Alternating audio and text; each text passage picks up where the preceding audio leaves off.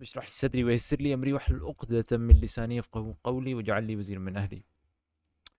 انشاءاللہ اس ویڈیو میں آپ کو دکھاؤں گا کہ قرآن میں ایک ہی الفاظ، اور یہ کوئی دو تین الفاظ نہیں، بہت سارے الفاظ ہیں، وہ ایک ہی الفاظ کس طریقے سے مختلف معنی دیتے ہیں اور سارے ہی کس طریقے سے ان الفاظ پہ اپلائی ہوتے ہیں۔ تو یہ ہے سورۃ النساء، سورہ نمبر 4 کی آیت نمبر 77۔ اعوذ باللہ من الشیطان الرجیم، آیت سٹارٹ ہوتے ہیں الم تر الی الذین، یا پڑھ سکتے ہیں عربی میں، ترجمہ آپ کے سامنے رکھتا ہوں کہ تم نے ان لوگوں کو بھی دیکھا جن سے کہا گیا تھا کہ اپنے ہاتھ روکے رکھو اور نماز قائم کرو اور زکوٰۃ دو، اب جو انہیں لڑائی کا حکم دیا گیا تو ان میں سے ایک فریق کا حال یہ ہے کہ لوگوں سے ایسا ڈر رہے ہیں جیسا خدا سے ڈرنا چاہیے یا کچھ اس سے بھی بڑھ کر۔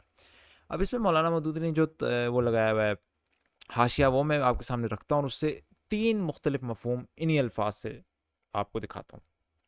اور لکھتے ہیں کہ اس آیت کے تین مفہوم ہیں اور تینوں اپنی اپنی جگہ صحیح ہیں۔ ایک مفہوم یہ ہے کہ پہلے یہ لوگ خود جنگ کے لیے بیتاب تھے، بار بار کہتے تھے کہ صاحب ہم پر ظلم کیا جا رہا ہے، ہمیں ستایا جاتا ہے، مارا جاتا ہے، گالیاں دی جاتی ہیں، آخر ہم کب تک صبر کریں گے، ہمیں مقابلے کی اجازت دی جائے۔ اس وقت ان سے کہا جاتا تھا کہ صبر کرو اور نماز و زکوٰۃ سے ابھی اپنے نفس کی اصلاح کرتے رہو، تو یہ صبر و برداشت کا حکم ان پر شاق گزرتا تھا۔ مگر اب جو لڑائی کا حکم دے دیا گیا تو انہی تقاضا کرنے والوں میں سے ایک گروہ دشمنوں کا ہجوم اور جنگ کے خطرات دیکھ دیکھ کر سہما جا رہا ہے۔ تو اب آپ دیکھ لیں، یہ پہلا مفہوم ان الفاظ میں بالکل فٹ ہو رہا ہے۔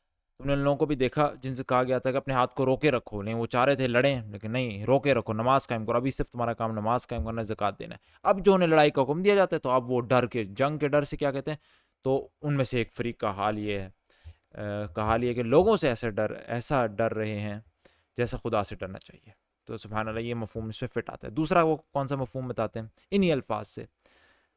دوسرا مفہوم یہ ہے کہ جب تک مطالبہ نماز و زکوٰۃ اور ایسے ہی بے خطر کاموں کا تھا، جب تک مطالبہ نماز اور زکوٰۃ اور ایسے ہی بے خطر کاموں کا تھا اور جانیں لڑانے کا کوئی سوال درمیان میں نہ آیا تھا، یہ لوگ پکے دیندار تھے۔ مگر اب جو حق کی خاطر جان جوکھوں کا کام شروع ہوا تو ان پر لرزہ طاری ہونے لگا۔ یہ دوسرا مفہوم، یہ بھی اس میں سے نکلتا ہے کہ جی ابھی تو سمپل کام، تو ان میں سے تم نے ان لوگوں کو بھی دیکھا جن سے کہا گیا تھا کہ اپنے ہاتھ روکے رکھو، ابھی سمپل کام انہیں کہا جا رہا ہے، تو مشکل جنگ کا نہیں کہا جا رہا، اپنے ہاتھ روکے رکھو اور نماز قائم کرو اور زکوٰۃ دو، ابھی سمپل سا کام کہا جا رہا ہے، کوئی مشکل کام نہیں کہا جا رہا۔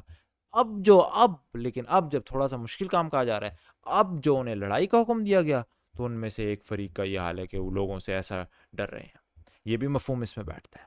اب تیسرا دیکھتے ہیں، تیسرا کیا ہے؟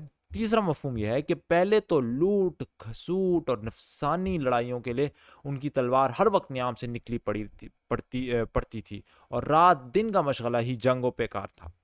اس وقت انہیں خون ریزی سے ہاتھ روکنے اور نماز و زکوٰۃ سے نفس کی اصلاح کرنے کے لیے کہا گیا تھا۔ اب جو خدا کے لیے تلوار اٹھانے کا حکم دیا گیا تو وہ لوگ جو نفس کی خاطر لڑنے میں شیر دل تھے، خدا کی خاطر لڑنے میں بزدل بنے جاتے ہیں۔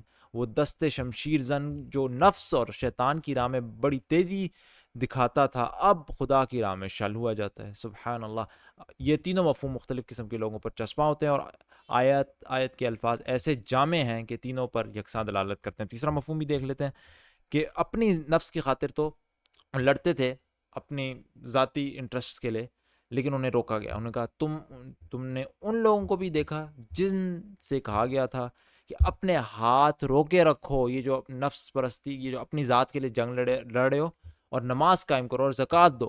اب جو انہیں اللہ کی راہ میں لڑنے کو کہا جا رہا ہے، نفس کے لیے نہیں بلکہ اللہ کی راہ میں، تو اب جو انہیں لڑائی کا حکم دیا گیا تو ان میں سے ایک فریق کا حال یہ ہے کہ لوگوں سے ایسا ڈر رہے ہیں۔ تو سبحان اللہ، تینوں الفاظ وہی ہیں، لیکن سبحان اللہ تین مختلف سینیریوز انہوں نے لکھے ہیں مولانا مودودی نے، جس سے اور تینوں ہی ان پر اپلائی ہوتے ہیں۔ سبحان اللہ، قرآن کی زبان کی، اس کی بلاغت، اس کے جامع الفاظ آپ دیکھیں کس طریقے سے ایک ہی الفاظ مختلف سینیریوز میں اپلائی ہو رہے ہیں۔